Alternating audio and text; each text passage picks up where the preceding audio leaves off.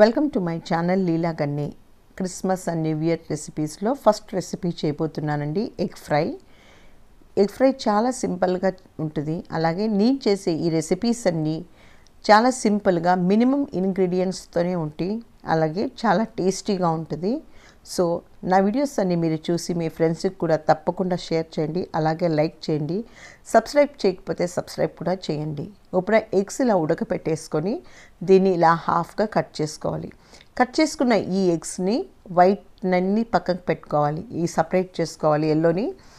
మరి దాన్ని 4 పీసెస్గా కట్ చేసుకోవాలి. చూడండి, ఇలా టోటలీ ఒక ఎగ్ని 4 పీసెస్గా కట్ చేసుకోవాలి.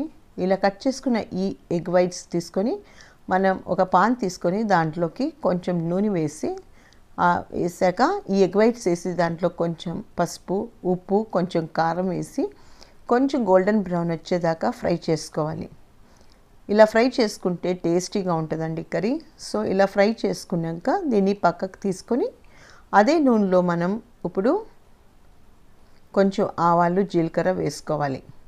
చూడండి, ఇలా ఆవాలు, జీలకర్ర వేసుకున్నాక దీంట్లోకి ఉల్లిపాయలు 2 పెద్ద ఉల్లిపాయలు తీసుకొని సన్నగా తరుగుకొని దీన్ని ఇలా మీడియం ఫ్లేమ్లో పెట్టేసేయండి. మీడియం ఫ్లేమ్లో పెట్టి కొంచెం మగ్గనివ్వాలి. మగ్గాక దీంట్లో కొంచెం ఉప్పు, అలాగే కొంచెం పసుపు వేసి దీన్ని ఒకసారి ఇలా ఫ్రై చేసుకోండి.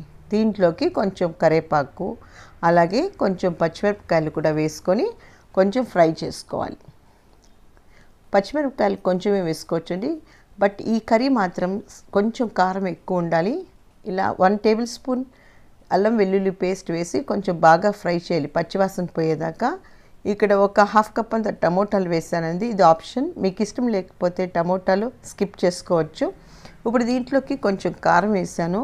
ఈ కర్రీ కారం కొంచెం ఎక్కువ ఉంటే బాగుంటుంది, టేస్ట్గా ఉంటుందండి. సప్పగుంటే అంత టేస్ట్ అనిపించదు. 1 టేబుల్ స్పూన్ 1.5 టేబుల్ స్పూన్ దాకా కొంచెం గరం మసాలా వేసి కొంచెం నీళ్ళు పోసి దీన్ని ఇలా ఫ్రై చేసుకోవాలి. ఇప్పుడు మనం ఇలా వైట్స్ అన్ని ఫ్రై చేసి పెట్టుకున్న ఈ ఎగ్ వైట్స్ అన్ని దీంట్లోకి వేసుకొని దీన్ని ఒకసారి మిక్స్ చేసుకోవాలి. ఎల్లో కూడా వేసేసుకోండి, బట్ దాన్ని కొంచెం ఎక్కువగా చితపకండి. సో దీంట్లోకి మనం ఇప్పుడు సన్నగా తరిగిన కొత్తిమీర వేసుకొని దీన్ని కూడా ఒకసారి ఫ్రై చేసి కొంచెం మూత పెట్టేసి మగ్గనివ్వాలండి. సో ఇది లెమన్ మీకు కావాలంటే వేసుకోవచ్చండి, లేకపోతే ఇది కూడా స్కిప్ చేసుకోవచ్చు, బట్ వేస్తే చాలా టేస్టీగా ఉంటుంది. సో ఇంతేనండి, చాలా టేస్టీగా వేడివేడి అన్నంలో తింటే చాలా బాగుంటుంది. ఒకసారి తప్పకుండా ట్రై చేయండి.